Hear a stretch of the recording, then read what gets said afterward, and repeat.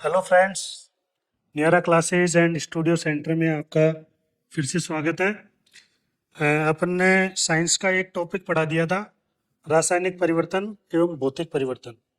अब साइंस का अगला टॉपिक जो अपन पढ़ाने जा रहे हैं, प्रमुख धातु, अधातु एवं उनके यौगिक। यह टॉपिक अपन RSM SSB का 4th क्लास का जो अगले महीने एग्जाम होने वाला है उसके लिए पढ़ा रहे हैं अपन। तो शुरू करते हैं। प्रमुख धातु है धातु एवं उनके यौगिक, छोटा सा टॉपिक है और इसमें से करीब 2-3 क्वेश्चन आने की पूरी पूरी संभावना है। तो बने रहिए दोस्तों, शुरू करते हैं अपन।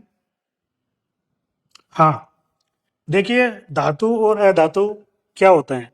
हमने 9th में 10th में इनमें पढ़ा है कि एक पीरियोडिक टेबल होती है, इसको आवर्त सारणी बोलते हैं। इसमें जितने भी जो अभी अब तक वैज्ञानिकों ने जितने भी ये एलिमेंट्स या तत्व खोज लिए हैं वो सारे तत्व आपको इसमें मिलेंगे। इसमें देखिए आप, ये आवर्त सारणी के अंदर जो आपको ये ग्रीन कलर में जो दिख रहा है,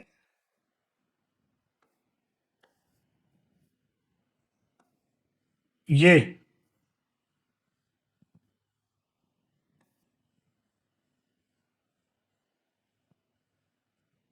इस ग्रीन कलर के लेफ्ट साइड में सारे धातु होते हैं और इसके राइट साइड में सारे अधातु होता है।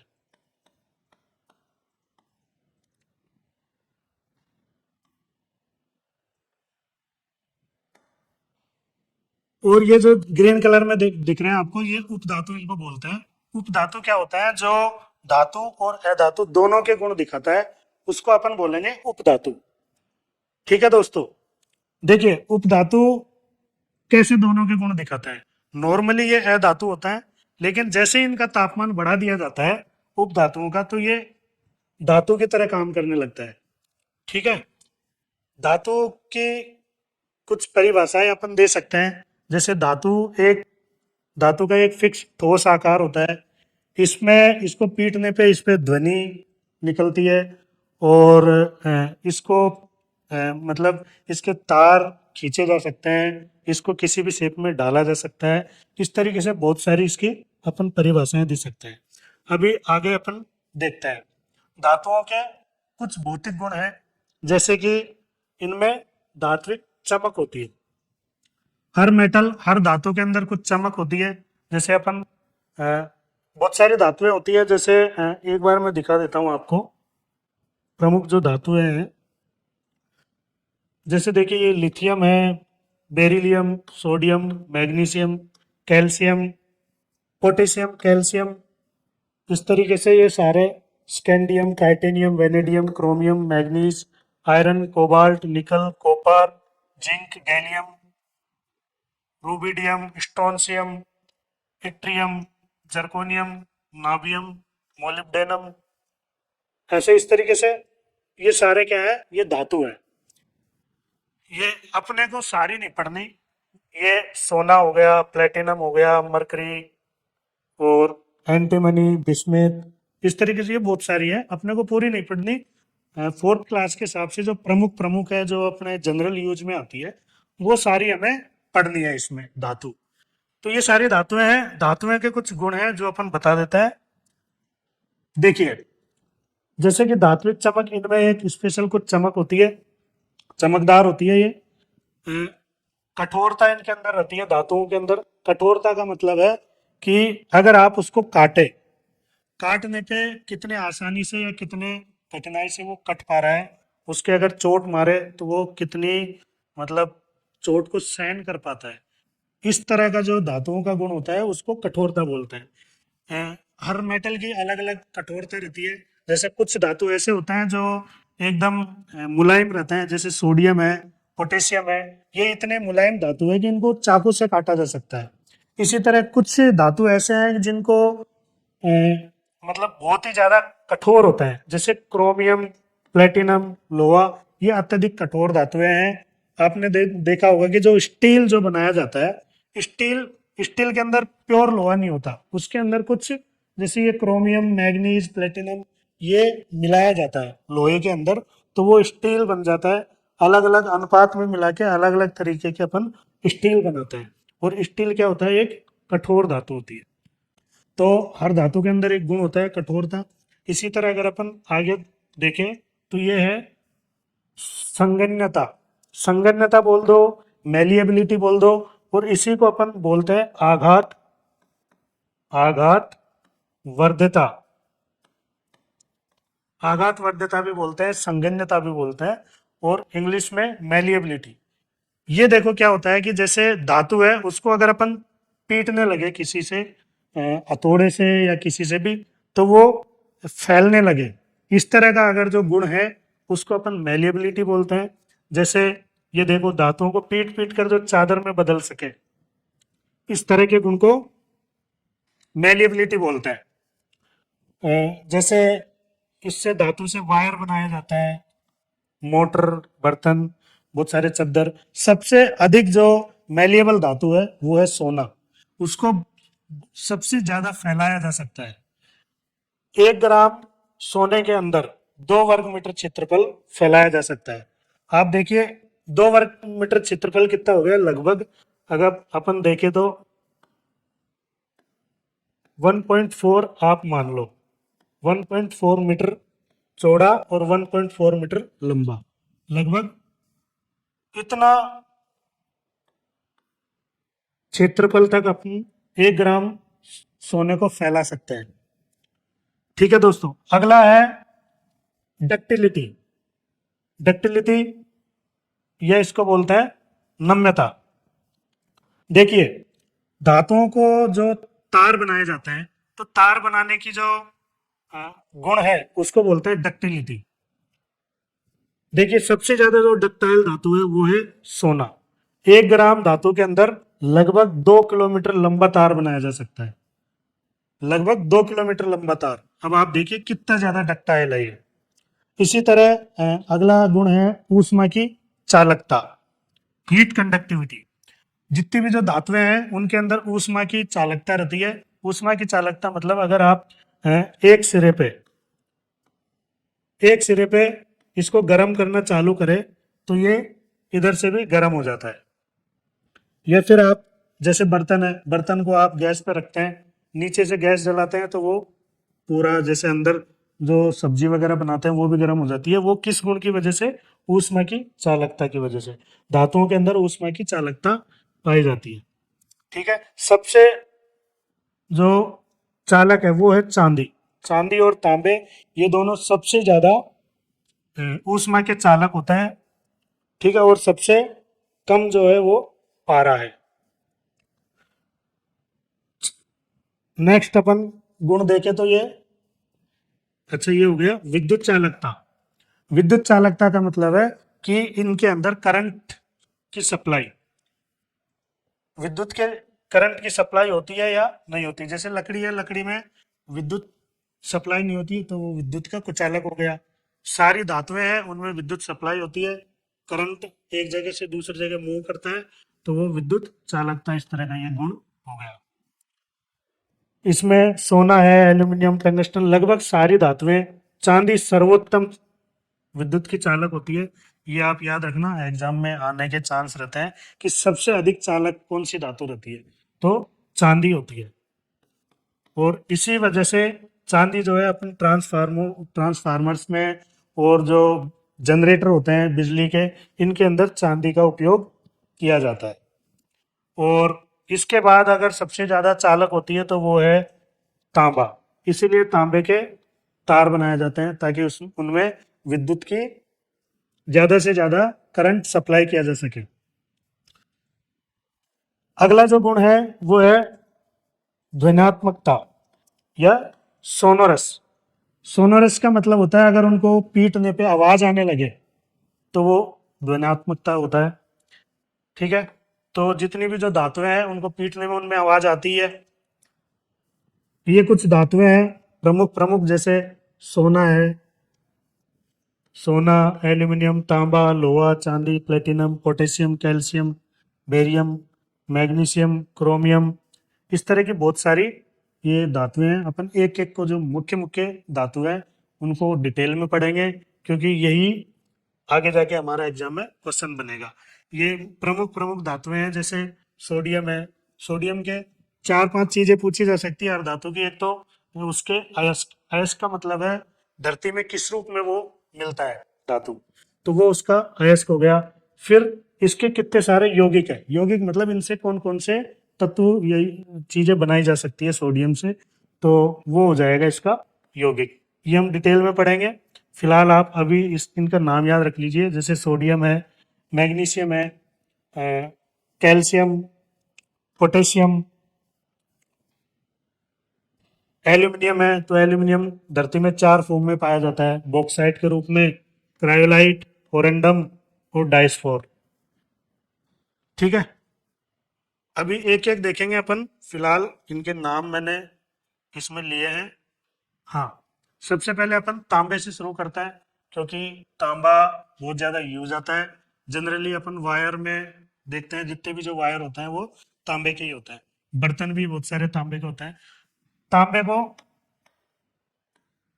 एक एक धातु अपने को पढ़नी पड़ेगी। इसमें एक तो अपने को तांबे के गुण, भौतिक गुण, ये लाल भूरे रंग का एक चमकदार धातु है।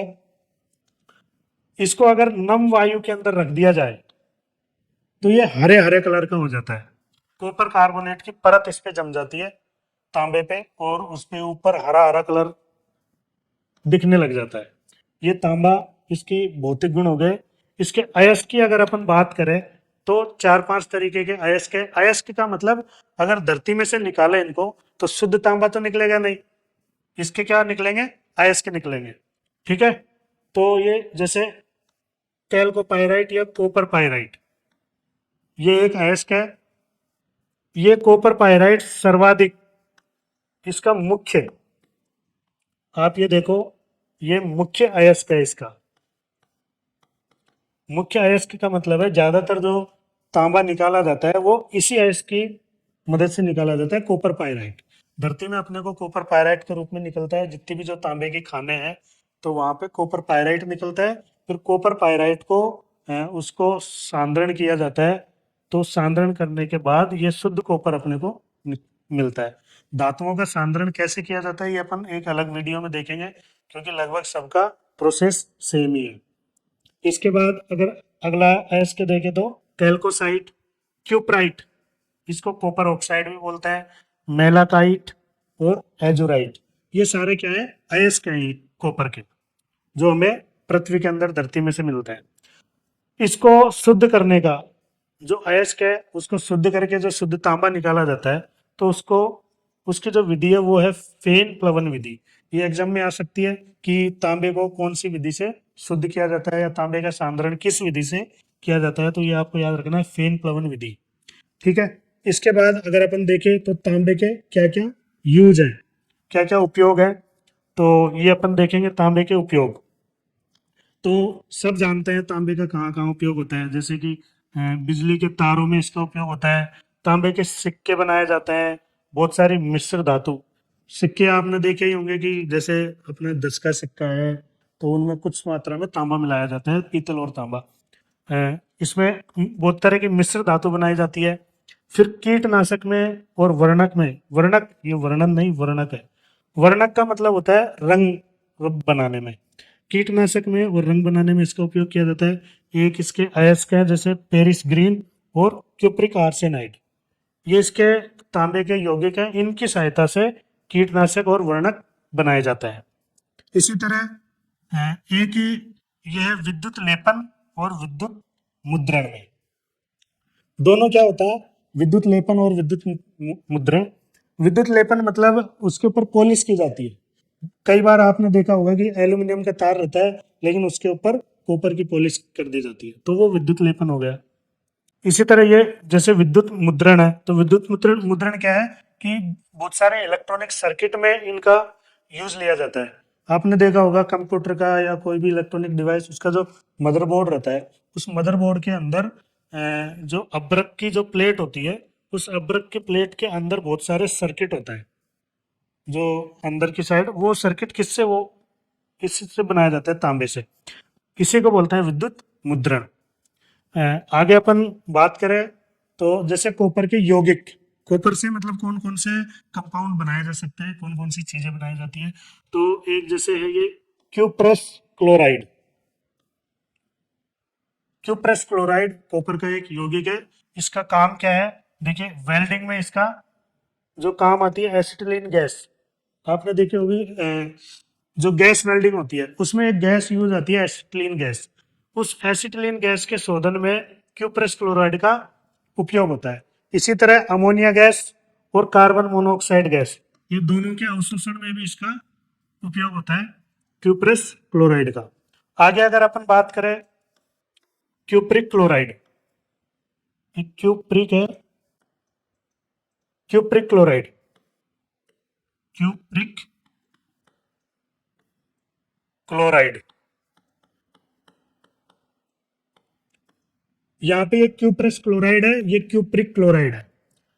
इसका उपयोग आप देखा होगा जब क्लोरीन बनाया जाता है, क्लोरीन गैस जो बनाई जाती है, तो क्लोरीन गैस बनाने के लिए उत्प्रेरक के रूप में इसका उपयोग किया जाता है। एक विधि होती है डेकन विधि। इस डेकन विधि से, या डेकन बोल दो या डीकन भी बोलते हैं इसको, तो डीकन विधि से अपन क्लोरीन बनाते हैं। उस डीकन विधि में क्यूप्रिक क्लोराइड का उपयोग होता है। इसी तरह एक दूसरा यौगिक है क्यूबिक सल्फेट, या फिर नीला थोथा भी बोलते हैं इसको, ब्लू स्टोन, ब्लू स्टोन या नीला थोथा। ये किस किस काम में आता है, देखिए जल के परीक्षण में ये भी दो तरह का होता है। अगर सिंपल CuSO4 है, ये लगभग सफेद रंग का रहता है, लेकिन अगर CuSO4 और इसके अंदर थोड़ा सा जल की मात्रा अगर आ जाए तो ये नीले रंग का हो जाता है, इसलिए इसको नीला तोता बोलते हैं। इसका उपयोग कीटनाशक में, विद्युत लेपन में और विद्युत सेल जो होता है उसमें इसका काम लिया जाता है। विद्युत लेपन मैंने अभी बताया था कि पॉलिश करने में काम आता है ये। आगे अगर बात करें अपन तो हाँ, अगली धातु अपन पढ़ेंगे चांदी। इसको सिल्वर भी बोलते हैं, और अगर साइंस की भाषा में बात करें तो अर्जेंटम बोलते हैं, अर्जेंटम। इसीलिए एजी से इसको प्रदर्शित किया जाता है। इसका प्रतीक चिन्ह एजी इसीलिए है क्योंकि वैज्ञानिक नाम इसका अर्जेंटम है, और इंग्लिश में सिल्वर कहते हैं, हिंदी में चांदी। चांदी अपन सब जानते हैं, ये एक चमकदार धातु है, और चांदी में क्या है, अघात्य वर्धता और डक्टिलिटी या तन्यता पाई जाती है। डक्टिलिटी मैंने बताया था कि उसको, उसमें वायर, जो तार खींचने की जो कैपेसिटी होती है उसको डक्टिलिटी बोलते हैं, और जो पीट पीट के उसको फैलाया जाता है उसको क्या बोलते हैं, मैलिएबिलिटी बोलते हैं। इसके अयस्कों की अगर अपन बात करें तो अयस्कों में एक तो नेटिव सिल्वर है, एक अर्जेंटाइट और एक क्लोरो आर्जेनाइट। ये तीन इसके अयस्क है। नेटिव सिल्वर का मतलब है कि सीधा सीधा सिल्वर अपने को मिल जाता है, केवल शुद्ध फॉर्म में भी अपने को धरती में मिल जाता है, वो अपने को नेटिव सिल्वर कहलाएगा। और अगला जो है अर्जेंटाइट, ज्यादातर जो धरती के अंदर जो मिलते हैं हमें अर्जेंटाइट के फॉर्म में मिलता है चांदी। इसको शुद्ध करके, सांद्रण करके और शुद्ध चांदी बना तैयार कर दी जाती है।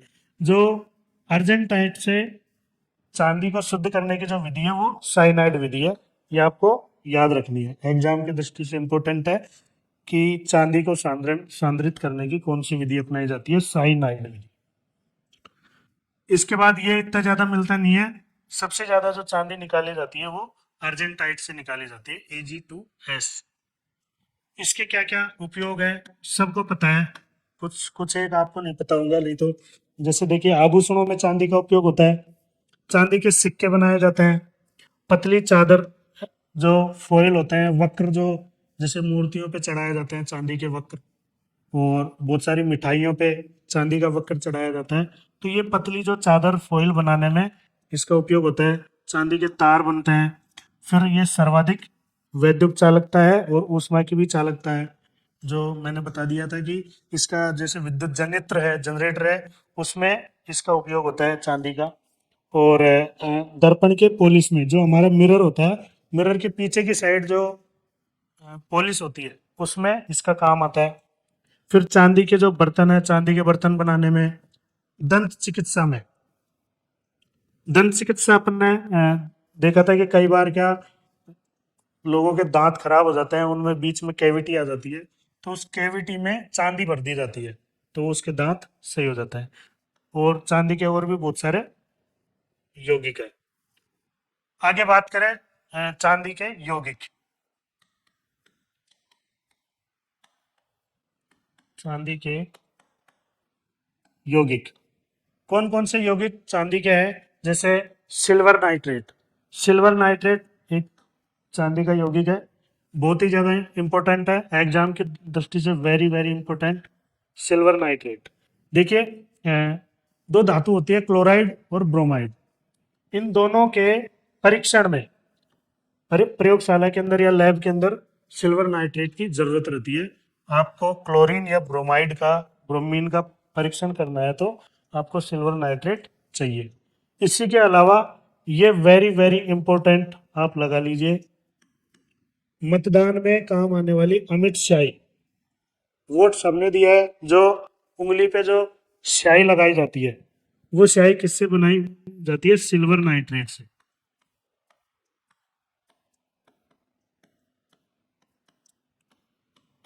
इसी के साथ कपड़ों में और टाइल्स की छपाई करने में, जो टाइल्स आती है उसमें तरह तरह की डिजाइन आती है, तो उनमें जो रंग के अंदर सिल्वर नाइट्रेट मिला मिला दिया जाता है, जिससे उसके अंदर परमानेंसी आ जाती है, उसका कलर उतरता नहीं है। आगे अपन बात करें सिल्वर क्लोराइड। सिल्वर क्लोराइड और सिल्वर ब्रोमाइड, ये दोनों ही लगभग सिमिलर है। इन दोनों का फोटोग्राफी में काम आता है। फोटोग्राफी के अंदर जो अपने हार्ड कॉपी में फोटो निकाली जाती है, तो उस मशीन के अंदर सिल्वर क्लोराइड और सिल्वर ब्रोमाइड दोनों ही यूज लिया जाता है, इससे फोटो में चमक आती है। सिल्वर क्लोराइड को अपन हॉर्न सिल्वर भी बोलते हैं। याद रखना, एग्जाम में आ सकता है कि हॉर्न सिल्वर किसे बोलते हैं।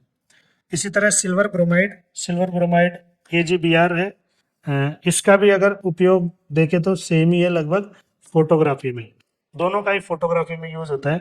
इसके अलावा इसका प्रिंटिंग में भी यूज होता है, सिल्वर ब्रोमाइड का प्रिंटिंग में यूज होता है। आगे अपन बात करेंगे, अभी समय मेरे पास थोड़ा कम है, तो आगे के जो धातुएं हैं वो अपन कल लेंगे, अगली क्लास में लेंगे।